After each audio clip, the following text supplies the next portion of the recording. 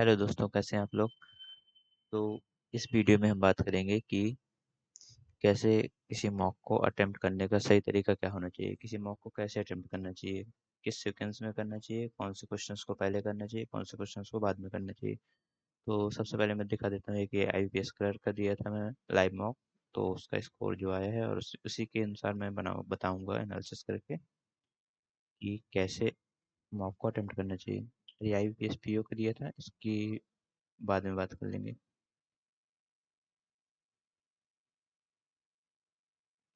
तो ये मेरा स्कोर था इसमें 68.75, 81 परसेंटाइल। और जो इसमें इंग्लिश में नंबर थे वो 14.5, मैथ में 26 और रीजनिंग में 28.25, टोटल बन रहे थे 68.75। इसके सोल्यूशन में चलते हैं। इंग्लिश सबकी गलत होती है, एक्यूरेसी इसमें बिगड़ती है, इसकी बात में करते हैं। और ये रीजनिंग है, रीजनिंग में 3 गलत हो गए। और ये मैथ, मैथ में एक्यूरेसी ठीक थी, एक भी गलत नहीं हुआ।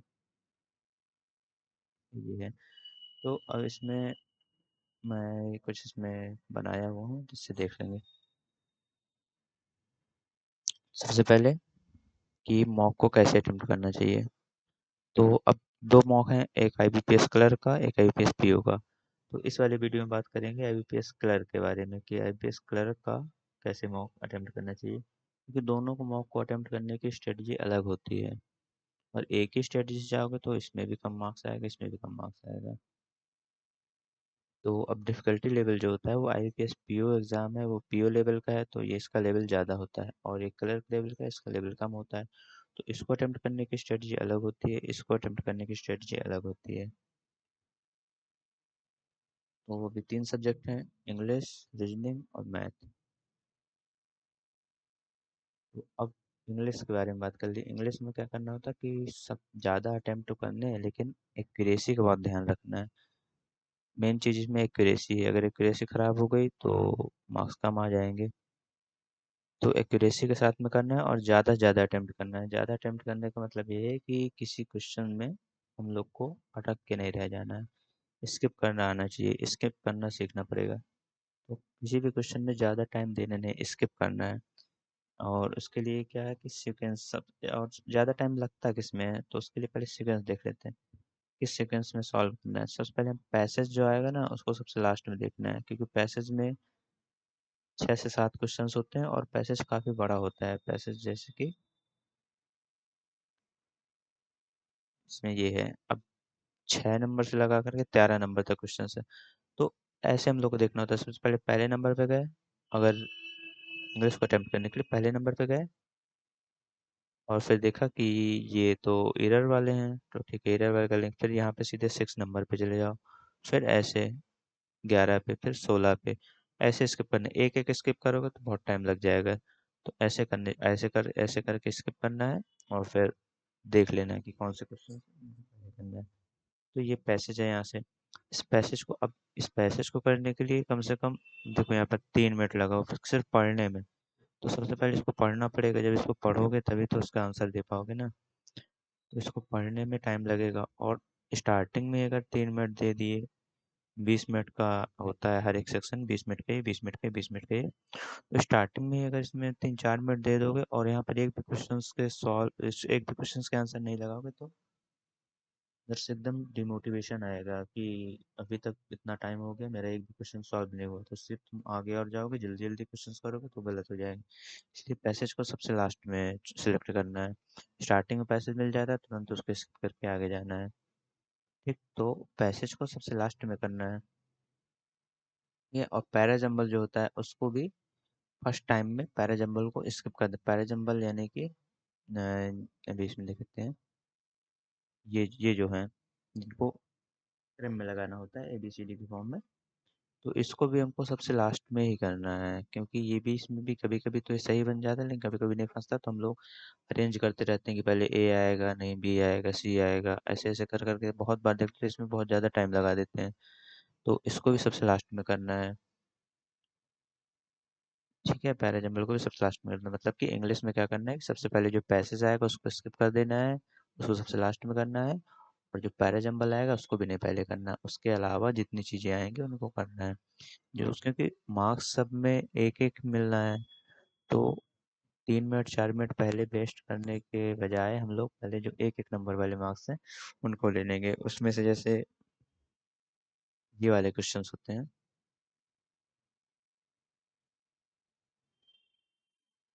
जैसे ये हो गया, इसको इम्प्रूवमेंट करना है तो इम्प्रूव करना है तो इनको कर लो। और ये हो गए मीनिंग्स वाले, इनको पहले कर लो। फिलर्स होते हैं, ये भी इजी होते हैं, इनको पहले कर लो।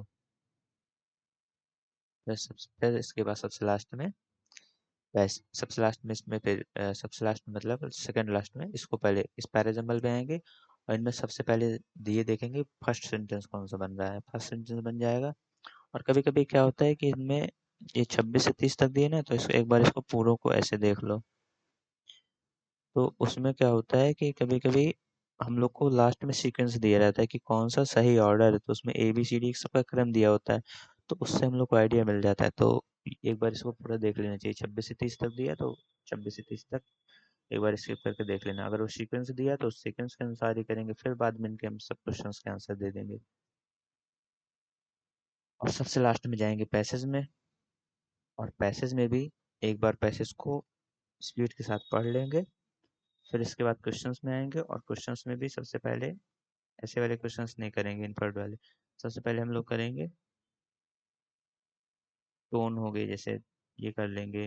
इससे ये सिनोनिम्स आया है, जिसका सिनोनिम्स आता होगा तो आता हो जाएगा तुरंत, ये कर लेंगे, सिनोनिम्स कर लेंगे। ये एंटोनिम दे रहेगा, ये कर लेंगे। फिलिंग द ब्लैंक्स दे रहेगा, इसी में पैचेस का ही फिलिंग ब्लैंक्स, इसको कर लेंगे। ये वाले कर लेंगे। और जो बड़े बड़े क्वेश्चंस होते हैं जैसे ये है, according to passage what features does the L1 Lagrange point possess that make it ideal for the Aditya L1 spacecraft to maintain its position। अब ये है, अब इनको हम लोग को ढूंढना पड़ेगा, फिर समझना पड़ेगा, तब करना पड़ेगा, ये टाइम ले लेंगे, तो इसलिए इनको तुरंत नहीं करना है, इनको बाद में करना है। ठीक, तो ये हमारा हो गया इसका इंग्लिश का। और इसके बाद हम रीजनिंग की बात कर लेते हैं। तो रीजनिंग में भी क्या करना है कि सबसे पहले हमको क्लर्क की बात है करना, सबसे पहले हमको पजल्स को हाथ नहीं लगाना है। कोई भी पजल दिख जाए खोलें, और पहले नंबर में मॉक में ऐसे ही ओपन करते हैं, और पहले नंबर में पजल दी है तो इसको हमें नहीं करना है स्टार्टिंग में, इसको हमको नहीं करना है स्टार्टिंग में, नहीं तो ये टाइम ले जाएगी और बनी भी नहीं, तो इसमें भी 5 मिनट जाएगा, और 3 से 4 मिनट जाएगा, और एक भी क्वेश्चन के टिक लगेंगे नहीं, तो इसमें भी डिमोटिवेशन आ जाएगा। सबसे पहले हमको कर देना है क्या, इनइक्वलिटी। अब ढूंढना कैसे है, अब ऐसे करो कि एक एक क्वेश्चन जाओगे ढूंढने तो उसमें तो बहुत टाइम लग जाएगा, तो इसमें भी वैसे ही स्किप करना है। पहले नंबर पे जाना है, देखा पजल है, ठीक है। अब पजल है तो इतना मतलब देख लेना, एक बार पढ़ोगे तो ये पता लग जाएगा कि क्या। अब जैसे मैंने 7 फ्रेंड्स ये सब नाम दिया है, और ये लोग को यही सब पसंद है, नहीं मतलब वर्क करते हैं ये लोग, इन कंपनीज में वर्क करते हैं। तो अब ये देख लिए, तो अब इसको एक माइंड में रखना है कि ये कौन सी पजल थी, मतलब कि मैच कराना है हमको जिसमें जिसमें जो वर्क कर रहे हैं। तो तुरंत इसको स्किप करेंगे, और सीधे एक के बाद यहाँ पर हम 6 नंबर पे जाएंगे। 6 से 8 देखा तो ये क्या है, ये ब्लड रिलेशन आ गया। अब 8 तक दिया तो अब एक एक तो स्किप नहीं करना है, सीधे 8 तक दिया तो 9 पे चले जाएंगे, ये वर्ड वाला दिया गया है। इसके बाद 10 पे चले जाएंगे, हाँ यहाँ स्लॉक दिया, अब इसको हम स्लॉक दिया तो हम स्लॉक्स को कर डालेंगे, स्लॉक्स को करेंगे। अब स्लॉक्स को करने के बाद यहाँ पर जाएंगे तो फिर हमारे पास एक पजल आ गई, तो उसको फिर स्किप करेंगे। अब यहाँ से 13 से 17 अगर लिखा भी नहीं है यहाँ पर 13 से 17, तो अब ये जान रहे हो कि ये पजल है, तो इसमें क्या होगा, 4 से 5 क्वेश्चन होंगे, तो 13 4 17, तो 17 के बाद सीधे तुम 18 पे चले जाओ। ये देख लिए कोडिंग डिकोडिंग वाला है, तो इसको तुरंत कर देना है, ये भी इजी होता है। और इसके बाद फिर अल्फा न्यूमेरिक आ जाएगा, इसको भी कर देना है। फिर ये पजल आ गई तो इसको फिर छोड़ देना है, और ये इनइक्वालिटी आ गई, इनको भी कर देना है। और लास्ट में ये डायरेक्शन डिस्टेंस है, इसको भी करना है। अब इनका सीक्वेंस क्या होना चाहिए, तो मतलब इसमें मैंने पहले ये बता दिया कि आपको स्किप कैसे करना है, 1 5 5 के गैप में स्किप करना है। और अटेम्प्ट करने का क्रम क्या रहना चाहिए इसका? सबसे पहले हम लोग को इनइक्वालिटी मिल जाए तो वो कर दे, मतलब पजल को तो पहले हाथ नहीं लगाना है, उसके अलावा इनइक्वालिटी मिल जाए तो उसको हम लोग कर देंगे, सिलॉक्स मिल जाएगा उसको कर देंगे, डायरेक्शन डिस्टेंस मिल जाएगा तो उसको कर देंगे, अल्फान्यूमेरिक सीरीज मिल जाएगी उसको कर देंगे। हाँ, ब्लड रिलेशन में जैसे सिस्टर इन लॉ और ब्रदर इन लॉ दिया हो तो वो वाला क्वेश्चन फंस जाता है। तो एक बार जैसे यहाँ पर जाओगे और ब्लड रिलेशन कहाँ पर था, हाँ ये है। अब इसमें यहाँ पर एक बार ऐसे ऐसे पढ़ोगे ना तो यहाँ पर दिख जाएगा कि सिस्टर इन लॉ है, तो सिस्टर इन लॉ वाले थोड़ा सा टाइम ले लेते हैं। तो सिस्टर इन लॉ वाला अगर दिया गया तो ब्लड रिलेशन को हम सबसे लास्ट में कर देंगे, पजल के बाद में। और पजल पजल में भी कई प्रकार के पजल रहते हैं तो उनके सीक्वेंस होते हैं। तो उनमें से कौन सी पजल आपकी स्ट्रांग है आपको पता चल जाएगा। और ज़्यादातर लोगों की, जैसे मेरी भी, ज़्यादातर लोगों की जो फ्लोर फ्लैट होता है इसमें फंस जाता है आदमी, और अनसर्टेन होता है इसमें भी टाइम लग जाता है। तो जो हमको आ रहे हैं पहले, जो हमसे बहुत ही जल्दी हो जाएंगे, जिनमें हमको टाइम बहुत कम लगेगा, सबसे पहले हम वो वाली पजल्स करेंगे।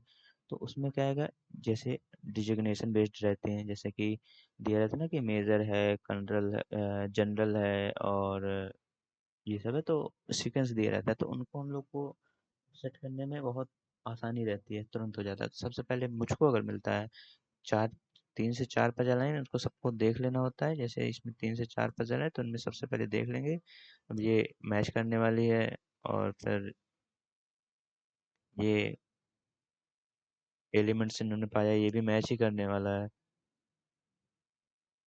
और फिर इसके बाद ये अनसर्टेन नंबर है। तो ये सब देख लेना है, एक बार देख लोगे तो पता चल जाएगा कि कौन सी वजह हमको पहले पहले करनी है। तो सबसे पहले मैं होता हूँ तो मैं डिजिग्नेशन बेस्ड कर देता हूँ, उसके बाद ऑर्डर रैंक मिल गई तो वो कर देता हूँ। इसके बाद सर्कुलर सीटिंग अरेंजमेंट, और उसमें भी सर्कुलर में भी दो प्रकार के रहते हैं ना, किसी किसी में क्या होता है कि सभी लोग अंदर देख रहे होते हैं, तो ये वाली पजल जो होती है वो इजी होती है।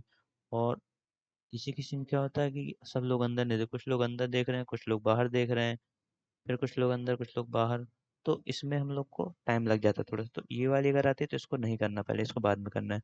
और अगर ये वाली आती है तो इसको सबसे पहले कर देना है। सर्कुलर वाले में सब लोग इनर, या तो सब लोग इनर अंदर की ओर ही देख रहे हैं, या फिर सब लोग बाहर की ओर देख रहे हैं, तो उनमें से कोई भी है तो इसको उसका देना है।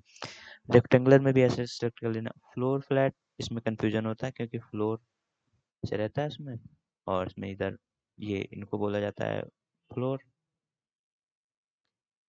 ऐसे first floor, second floor, third floor, fourth floor, और ऐसे ये फ्लैट हो जाते हैं ए बी। तो अब इसमें बहुत ज़्यादा कंफ्यूजन हो जाता पड़ता है, कभी कभी हम फ्लोर को फ्लैट पढ़ लेंगे, फ्लैट को और फ्लैट को फ्लोर पढ़ लेंगे, तो काफ़ी टाइम लग जाता है इसमें। तो इसको सबसे लास्ट में करने का सोचना है, मतलब फ्लोर फ्लैट को। और अनसर्टेन में भी काफ़ी टाइम लग जाता है, तो अनसर्टेन को बंद कर दीजिए, मेरा वाला सीक्वेंस। अब आप अपने देख लीजिएगा कि आपको कौन सा कौन सा आपको पजल ज़्यादा इजी लगता है, तो सबसे पहले उसी को कर देना है।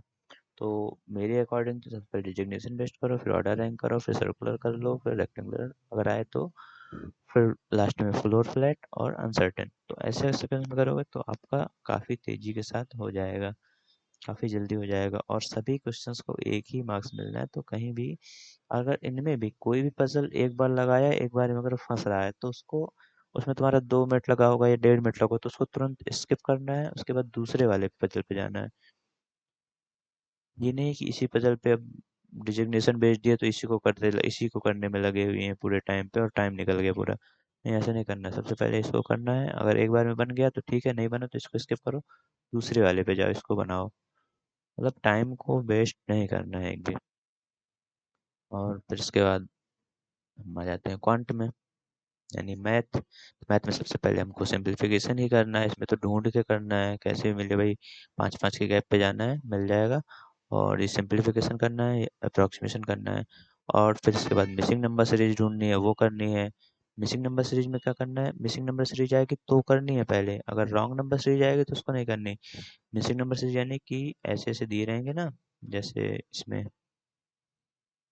ये मैथ है और डी आई है, हाँ ये तो सिंपलीफिकेशन था, अप्रोक्सीमेशन से। और हाँ, ये इसको बोलते हैं हम लोग क्या, मिसिंग नंबर सीरीज, जिसमें एक गायब रहता है। और रॉन्ग नंबर सीरीज क्या होती है, जिसमें सब दिए रहेंगे, उनमें से कोई भी एक टर्म गलत होगा।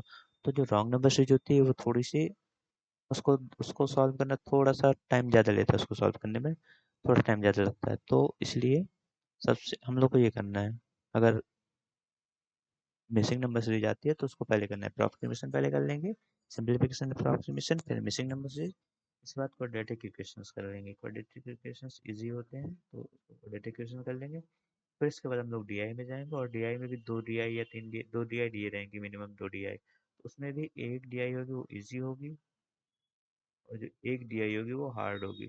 तो उन दोनों डीआई में हमको देखना है, और ये इजी वाली सबसे पहले करनी है, हार्ड वाली को नहीं करनी है।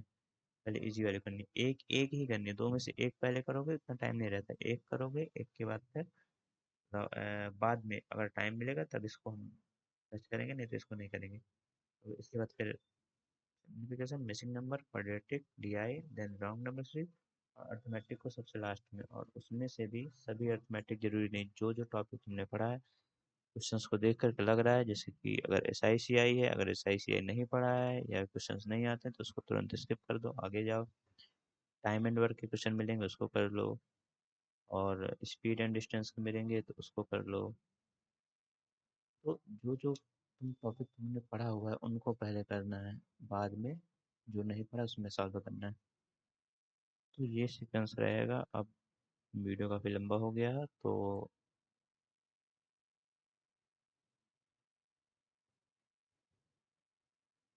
16 मिनट का हो गया, तो हाँ, तो ऐसे इस तरीके से जैसे मैंने बताया इस तरीके से सॉल्व करके देखो।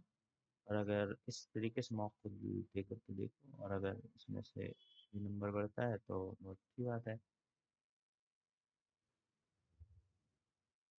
और टाइम बिल्कुल भी लिखने में और देखने में नहीं वेस्ट करना है। तुरंत क्वेश्चन आया तुरंत देखो, तुरंत लिखना शुरू करो, तुरंत सॉल्व करना शुरू करो। ये स्ट्रेटजी थी मेरी, और अगर ये काम आती है आपके तो अच्छी बात है। तो इस वीडियो को यहीं पे एंड करते हैं, और चैनल को सब्सक्राइब नहीं किया तो सब्सक्राइब कर लीजिए, लाइक कर दीजिए। Thank you.